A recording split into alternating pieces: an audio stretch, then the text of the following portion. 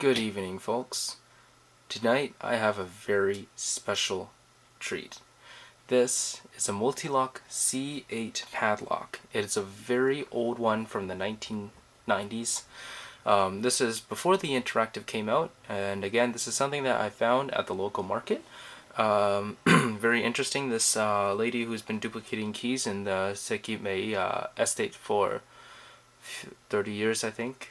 She had one of these, and I was not able to afford it at first because students are poor. So waited around a few months later, and she actually kept it for me. So very happy. So shout out to her. This lock is very special because it's a Mul-T-Lock classic padlock and comes in its original box. I'll show you the contents of it. Beautiful, absolutely beautiful lock. And beautiful packaging too, really. This is the old one. The new boxes usually are like the blue ones. This one is the gray one, so it's really old. You see this? This is the padlock. Beautiful. I'll show you the padlock in just a moment. I'll pick it too. And have this, and what have we got underneath this thing? We got some keys. Now, I want to show you something very interesting about these keys.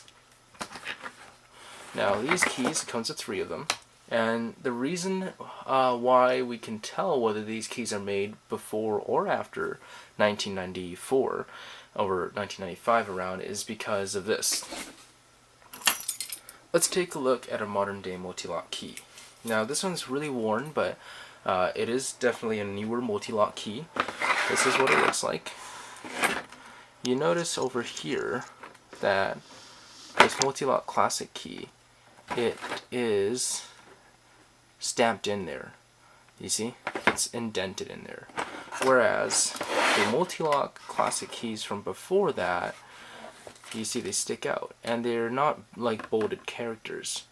The back over here as well, you can see it says do not duplicate also, except over here instead of having a dot where you can put your own color, this is just a little divot that was already over there, and you cannot choose your own color. It just comes like that. The keys are your standard Mul-T-Lock dual concentric dimple style keys for telescoping pin tumbler lock cylinders, which this is. You can see the actual keyway number is stamped on there, 006, and this is a really old one because you can tell 006 is not even stamped on the key like this one is, like that.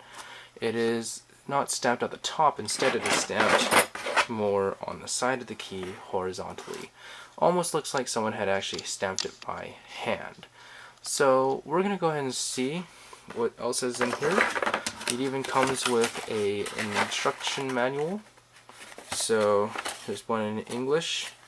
Restrictive key duplication system. You guys can go ahead and read over all of that. It tells you all of the stuff, all the regulations and warranty related stuff.